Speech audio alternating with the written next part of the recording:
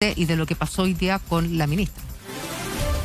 Sí, claro, nosotros entramos con un equipo de la red el año pasado, precisamente porque quisimos ir en busca del Lonco Catrillanca, que no es Marcelo Catrillanca. El Lonco Catrillanca es la autoridad, el verdadero hombre respetado en Temucuicui. En Temucuicui, no el Temucuicui autónomo, porque hay dos, ¿no? El Temucuicui autónomo está al lado y ahí quienes tienen la autoridad son los hermanos Huenchuyán. Fuimos en busca de él y fuimos a entrevistar a Yaitul, a Héctor Yaitul de la coordinadora Arauco Mayeco. Y logramos las dos cosas. Fuimos con un equipo encabezado por Constanza Vergara, Ronald Quintero y Mauro Morales, que anda por ahí. Y por supuesto un señor maravilloso que conducía la van que nos llevó por todos esos lados. Nosotros entramos a todo Temucuicui, porque fuimos a hablar con el Lonco y pasamos a hablar con la mamá de Camilo Catrillanca y con la viuda de Camilo Catrillanca. Conocimos a su pequeña hija, estuvimos en el lugar donde se le hizo su tumba y se le hizo un ritual de acuerdo a su tradición ancestral, y al Lonco Catrillanca lo visitamos en su casa y lo entrevistamos afuera.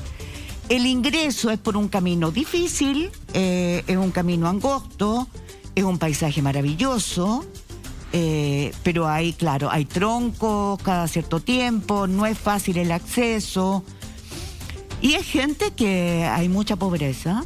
Es gente que vive con mucha dificultad. Yo creo que nosotros quedamos muy impactados en el camino por la belleza, por lo abandonado que está, por cómo los mapuches que viven en Temucuicui han logrado mantener sus tradiciones, su identidad. Y la verdad que es muy emocionante llegar al lugar donde murió Camilo Catrillanca y donde está enterrado. Y creo que una de las cosas más emocionantes fue hablar con su abuelo, con su madre y con su viuda. Tengo que decir que Marcelo Catrillanca, me cuesta decirlo, pero no es una persona que tenga, no goza de la respetabilidad en su comunidad. O sea, no es un referente en la comunidad. No, pero evidentemente, y quiero decirlo, la ministra tenía que hablar con él, es el padre. Pero no quien autoriza el ingreso. O sea, él puede autorizarlo, pero la verdad es que él no controla, no tiene el control de Temucuicui, menos de Temucuicui autónomo, ¿no? Entonces, porque es un hombre que tiene comportamientos complejos. En cambio, Camilo Catrillanca era un hombre ejemplar, muy parecido a su abuelo, iba derecho a heredar la autoridad de su abuelo. Nosotros entramos, fuimos asesorados bien, sí, es cierto, te ponen obstáculos, porque adentro, ¿qué hay? Sí, es cierto, hay grupos que roban autos. En Temucuicui autónomo han encontrado droga, y de hecho una de las autoridades, ¿no?, que es el huerquén Jaime Huenchuyán, está detenido, lo detuvieron, estaba prófugo, lo detuvieron ahora en febrero. Pero la verdad es que ellos tienen sus tradiciones, su forma. Es como si tú tienes que entrar a una casa privada y tienes que pedir autorización. Y ellos han sido muy maltratados. O sea, yo no puedo dejar de decir que el equipo entero tuvo que contener las ganas de llorar cuando el Lonco Catrillanca nos contó lo que él vivió desde chico en Temucuicui y cómo les han robado sus tierras una y otra vez, cómo lo entregaron a una familia de blancos por un saco de trigo, y cómo tuvo que trabajar desde chico, cómo después del golpe los amarraron a caballos y los hicieron caminar y se caían y los pateaban.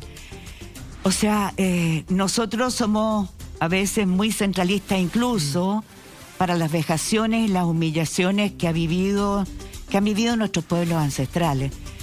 hemos conocido poco de su historia, mucho menos de sus vejaciones, dolores y de una represión muy, muy violenta, lo que no justifica lo que está pasando hoy día. Entonces aquí quiero decir varias cosas. Primero, no sabemos quién disparó. Eso es lo primero. Claro. En la zona hay intereses económicos muy, muy fuertes. El delito, el crimen organizado ya está instalado. El robo más importante, el delito más importante es el robo de madera.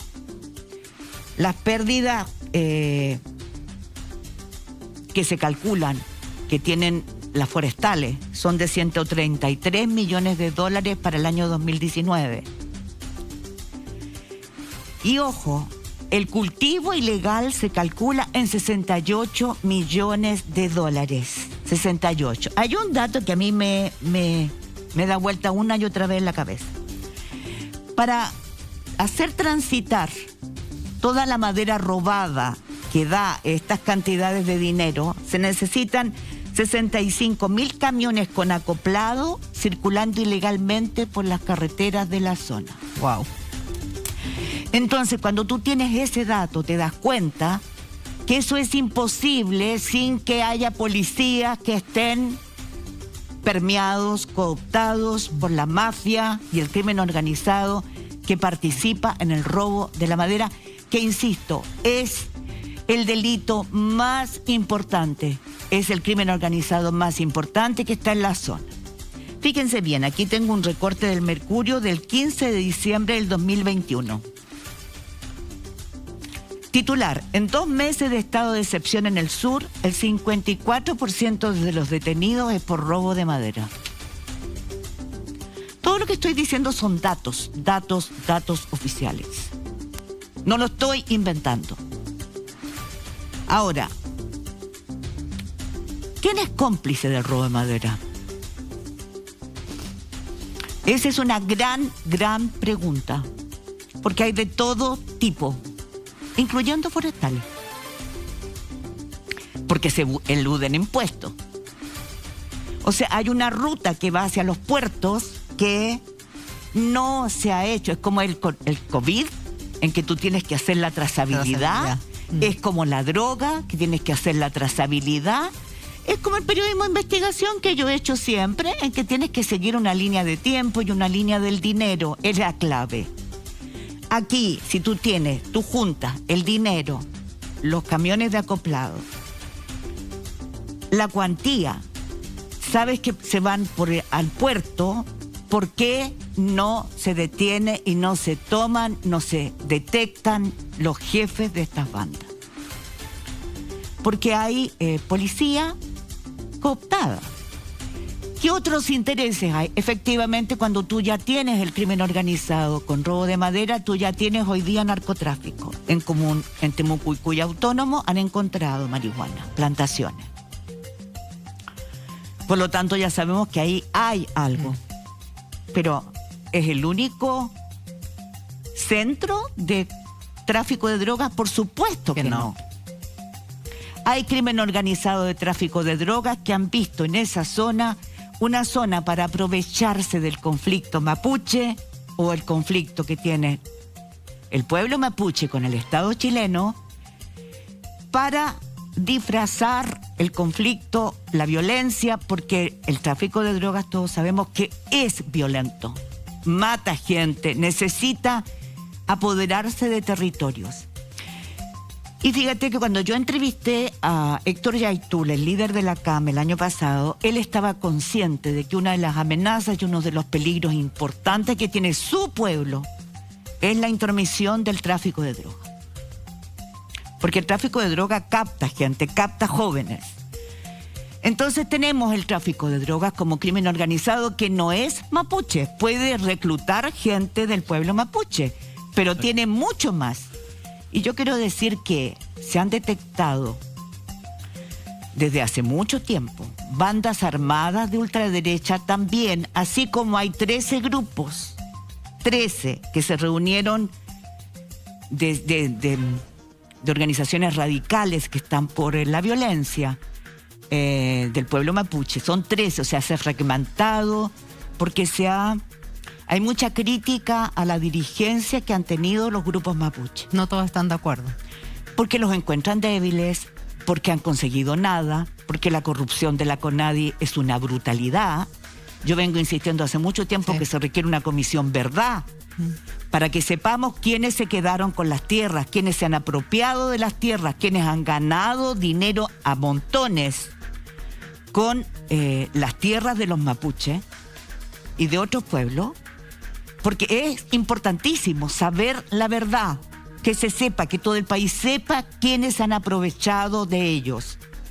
Entonces ellos están muy molestos con las dirigencias, muy molestos, y se ha fragmentado. Eso no significa que haya más, significa que los jóvenes también están encontrando que un destino, un derrotero, es estar en estas comunidades que por lo menos les ofrecen más dignidad. Hay 13, se reunieron el 24 de febrero la última vez, en pleno estado de excepción, con Fuerzas Armadas circulando, como hoy día estaban las Fuerzas Armadas a cargo de la zona, que eso, por favor. Bueno, en ese momento ellos reivindicaron que, sea cual sea el gobierno, ellos no van a paralizar su lucha. Y yo quiero destacar que a pesar de que estamos en un lugar en donde es candente el conflicto, donde hay mucha fuerza interactuando, porque hay tráfico de armas también. Donde hay tráfico de drogas, hay tráfico de armas. A mí no se me ha olvidado lo que dijo ese general de ejército Luis Cuéllar, que era el jefe del Estado de Defensa Nacional de la Araucanía, cuando los invitó, dijo, vengan, cobardes, métanse con nosotros, sin saber quiénes son. O sea, siempre hablándole a los mapuche, cuando sabemos que aquí el conflicto es muy complejo. Eso es una provocación. Bueno, por suerte lo primero que hizo este gobierno, el 11, fue cambiarlo, ¿no? Y lo cambió el nuevo comandante en jefe del ejército. Pero Luis Cuéllar, el general Luis Cuéllar, espero que se vaya a retiro, porque la provocación que hizo cuando dijo, aquí hay gente cobarde que mata a civiles desarmados. ¿Por qué no se enfrentan con nosotros? Los invito.